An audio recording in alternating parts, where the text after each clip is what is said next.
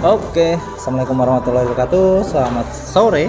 Nah, hari ini sore nih, jam 5 lebih ya, di hari Senin tanggal 14 Februari 2022.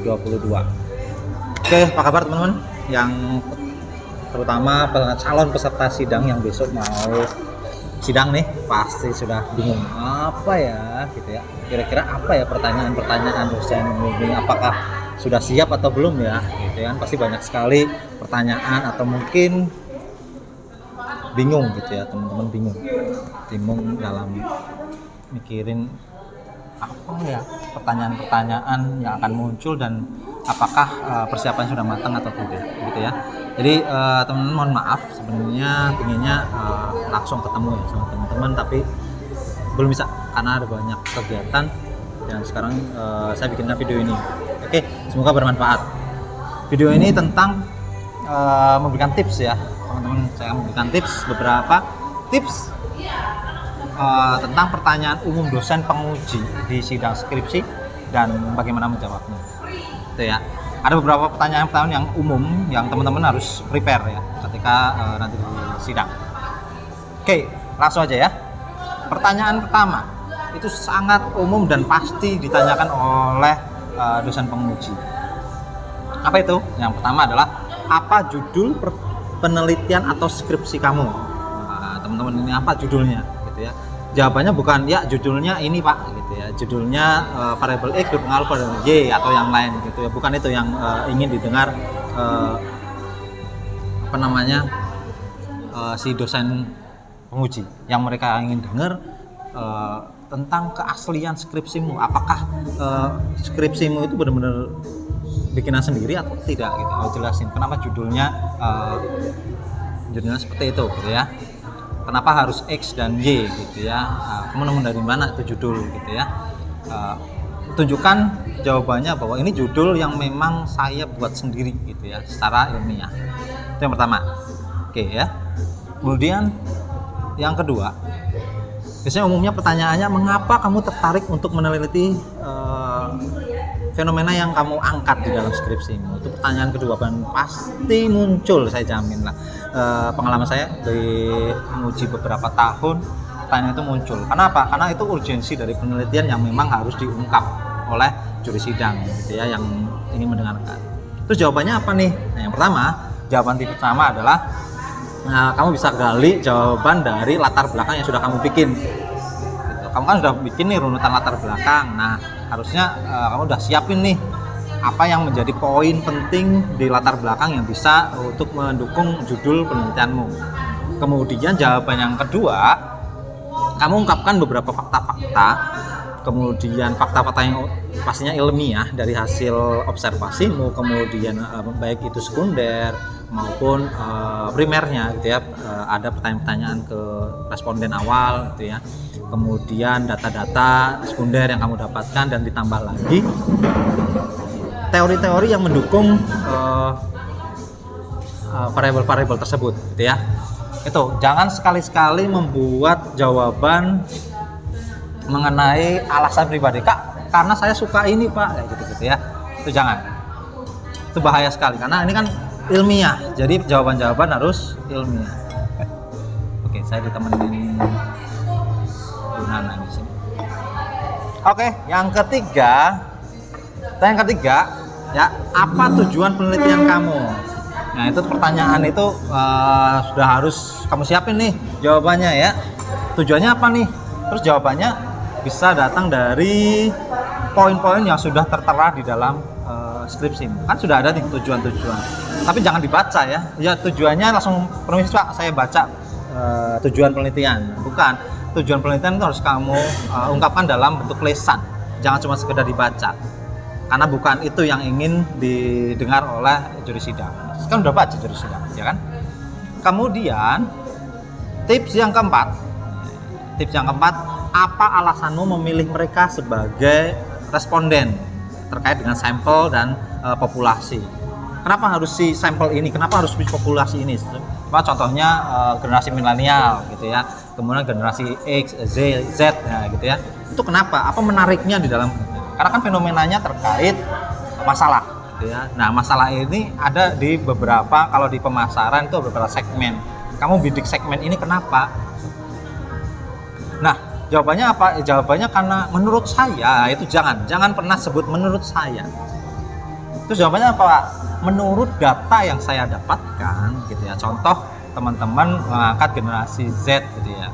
Data yang saya dapatkan untuk generasi Z gitu ya, pada di BPS tahun 2021 semua kayak gitu. Generasi Z itu mempunyai populasi yang terbanyak semua kayak gitu. Dan kaitkan juga dengan fenomena di penelitian yang kalian angkat. Itu yang pertama. Kemudian yang kedua, sebutkan minimal satu teori gitu ya yang berkaitan dengan alasan memilih mereka. Satu teori gitu ya. Biasanya ada penelitian-penelitian terdahulu yang memang mengangkat generasi Z. Apa sih gitu ya, teori tentang generasi Z. Contoh, kalau penelitian teman-teman ada yang mengenai teknologi semua gitu ya, pakai TAM gitu ya, teori acceptance model gitu ya.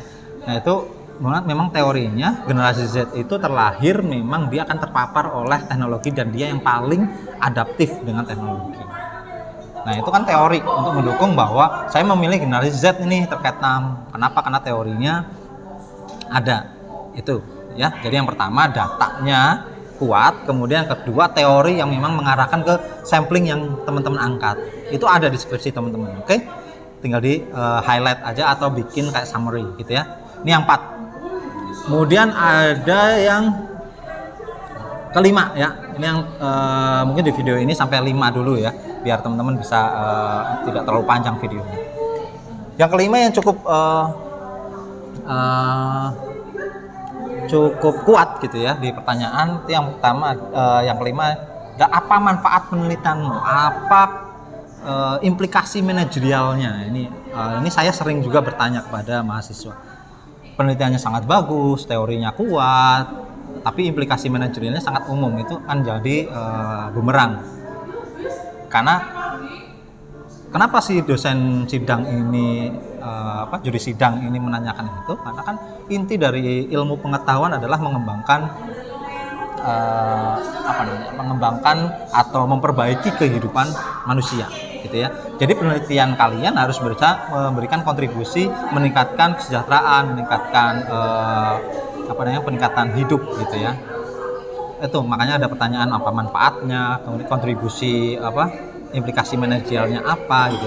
Jawabannya bukan dibaca gitu ya, dibaca apa yang sudah tertera, tapi jawabannya bisa dengan cari satu highlight yang menurut kalian itu yang paling penting yang akan memberikan masa depan bagi satu ilmu yang kalian ilmu dasar yang kalian angkat, kedua bagi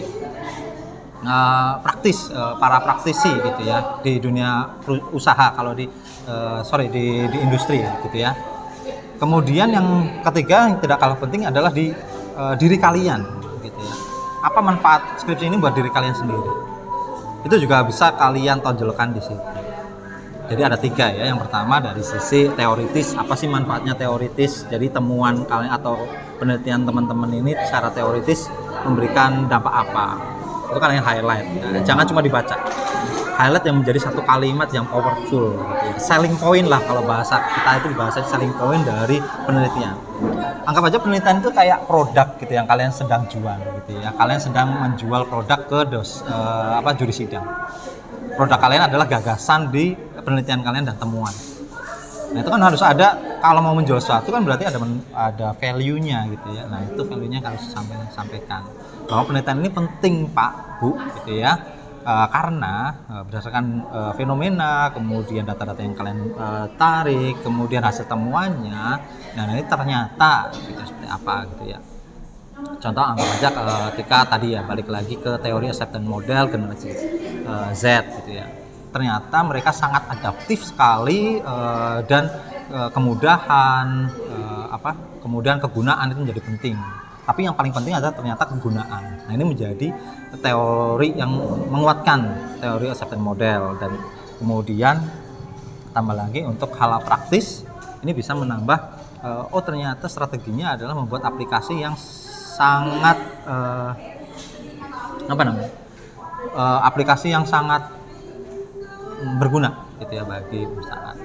Kemudian yang bisa ketiga bagi diri saya sendiri gitu ya, bagi generasi Z atau skripsi saya nantinya ke depannya yang nanti bisa saya jual kepada perusahaan yang mungkin akan meng-hire saya. Itu aja. Itu ada 5 tips ya. Kita recap coba ya. Recap. Yang pertama tadi apa? Pertama adalah judul ya. Teman-teman, kenapa judul? Jawabannya sebutkan judulnya, kemudian